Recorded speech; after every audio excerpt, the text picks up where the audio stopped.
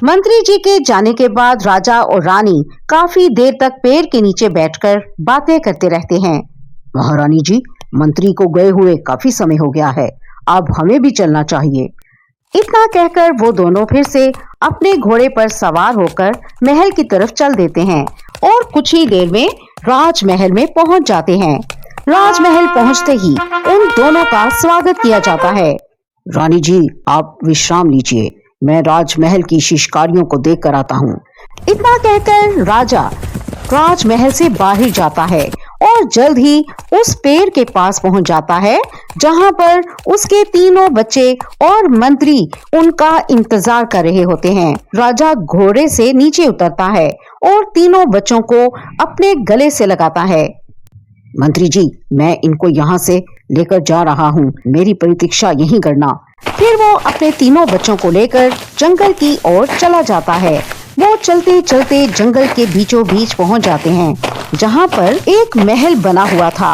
राजा अपने तीनों बच्चों को महल के अंदर ले जाता है। वहां एक बूढ़ा व्यक्ति था और कोई भी नहीं था। बाबा, आज से मेरे तीनों बच्चों को देखने की जिम्मेदारी आपकी है, मैं हर रोज यहाँ इनसे मिलने आता रहूंगा।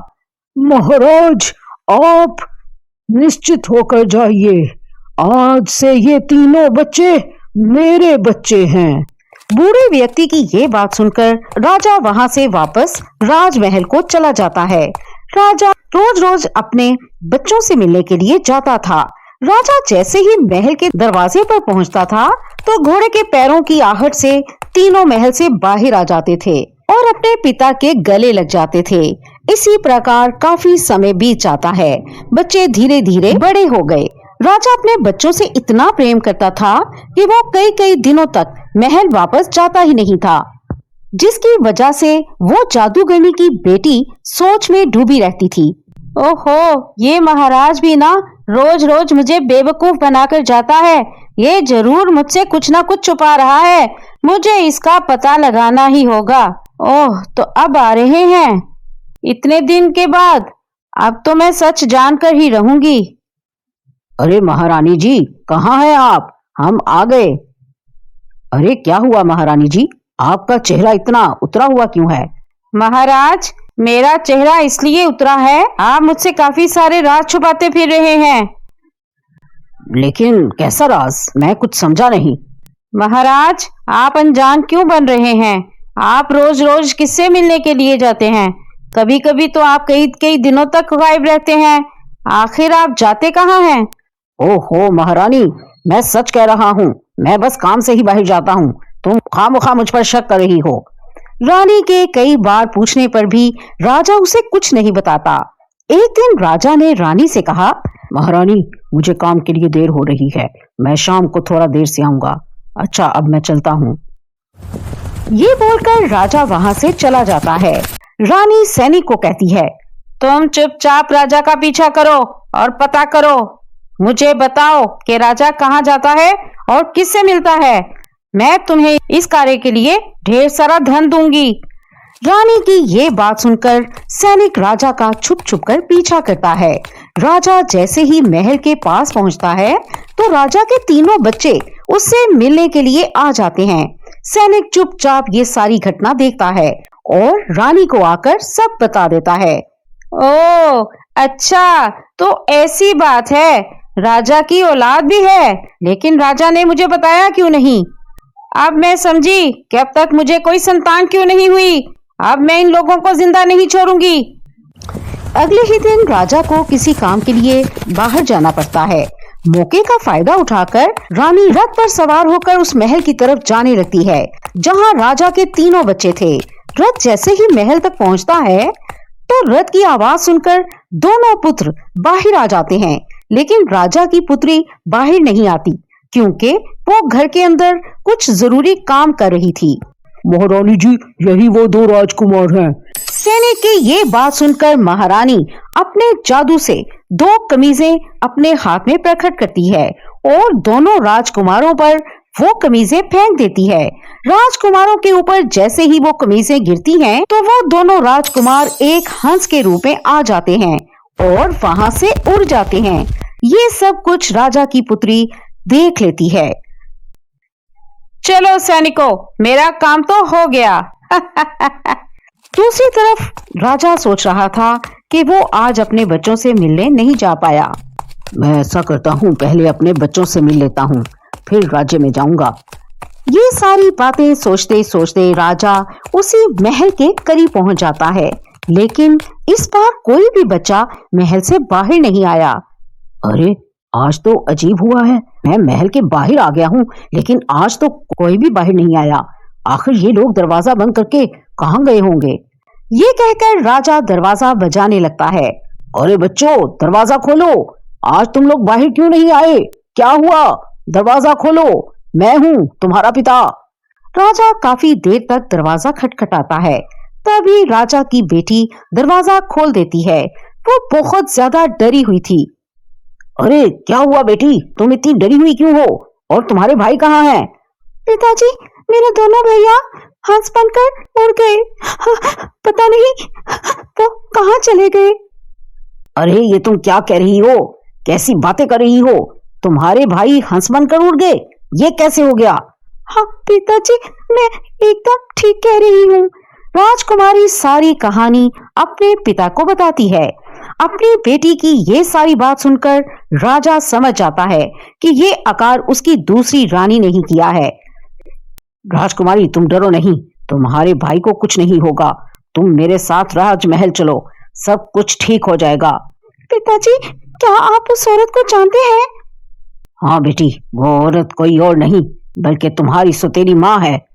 राजा के मुख से ये बात सुनकर राजकुमारी के पैरों तले जमीन खिसक जाती है। ऐ ऊपर वाले, अब मैं क्या करूं? मैं अपने भाइयों के लिए कुछ भी तो नहीं कर पाई। अब मैं खुद ही अपने भाइयों को ढूंढूंगी, चाहे कुछ भी हो जाए।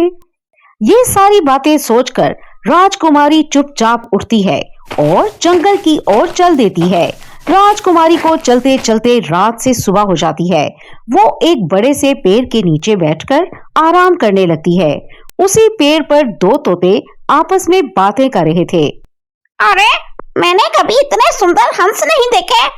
उन दोनों की बातों को सुनकर राजकुमारी उठ खड़ी होती है। ए तोते, आप किस हंस की बात कर रहे थे? क्या आप मुझे बता सकते हैं कि वो दोनों हंस कहाँ पर रहते हैं? हाँ हाँ, क्यों नहीं। हम तुम्हें वहाँ का रास्ता बता सकते हैं, लेकिन वहाँ जा नहीं सकते। हाँ हाँ ठीक है, तो मुझे वहाँ का रास्ता ही बता दो। यहाँ से सीधे चली जाओ, वहाँ पर तुम्हें एक बड़ा सा बरगद का पेड़ दिखाई देगा। वहाँ पर एक नदी भी होगी। तुम नदी के पार चली जाना। वहाँ कुछ दूर चलने के बाद एक झोंपड़ी दिखाई देगी। वो झोंपड़ी ही उन दोनों हंसों का बसेरा है। इतना सुनकर राजकुमारी उस तोते का धन्यवाद करती है और वहां से निकल पड़ती है। राजकुमारी चलते चलते उस बरगद के पेड़ के पास पहुंच जाती है। कुछ दूरी पर जाकर उसे एक झोंपड़ी दिखाई देती है। मुझे लगता है ये वही झोंपड़ी है जो तोते ने बताई। चलो इसके अंदर चलकर देखती हूँ। राजकुमारी जब उस झोंपड़ी के अंदर जाती है तो क्या देखती है कि वहां पर कोई भी नहीं होता। अरे, झोंपड़ी के अंदर तो कोई भी नहीं। मुझे लगता है मेरे दोनों भैया बाहर गए होंगे। मैं ऐसा करती हूँ, यहाँ पर छुप जाती हूँ और देखती हूँ इस घर में कौन रहता है। राजकुमारी एक कोने में संदूक के पीछे छुप जाती है। तभी कुछ ही देर में वो दोनों हंस झोंपड़ी में आ जाते हैं। उन हंसों को देखकर राजकुमारी उन्हें पहचान लेती है। ये देखकर वो अपने आप को रोक नहीं पाई और हंसों के सामने जाकर खड़ी हो गई। हंसों ने जैसे ही अपनी बहन को देखा तो वो दोनों हंस अपनी बहन को पहचान जाते हैं। अरे, ये तो हमारी बहन है। ये कहकर दोनों हंस अपनी बहन के गले लग जाते हैं और रोने लगते हैं। अरे बहन, तुम यहाँ तक कैसे पहुँची? तुम यहाँ से चली जाओ, वो डाइन जादूगरनी तुम्हें भी बंदी बना लेगी। नहीं भैया, मैं तुम्हें लिए बिना यहाँ से नहीं जाऊंगी। मेरी बहन, तुम समझने की कोशिश करो, हम तुम्हारे साथ नहीं जा सकते। हम दोनों इस जादूगरनी के वश में हैं। यहाँ से जाना इतना आसान नहीं है। भैया, मुझे इसका तोड़ बताओ, मैं अपनी जान देकर भी आपकी रक्षा करूंगी।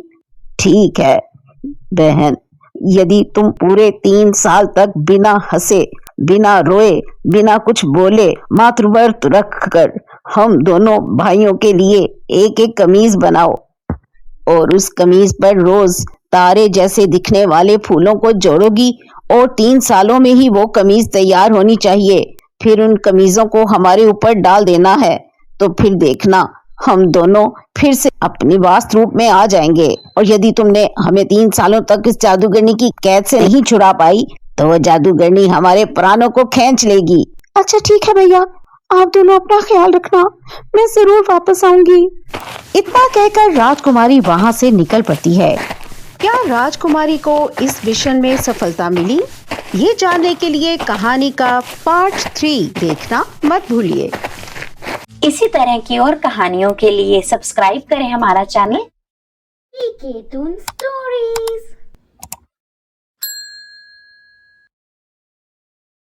पीके टून स्टोरीज।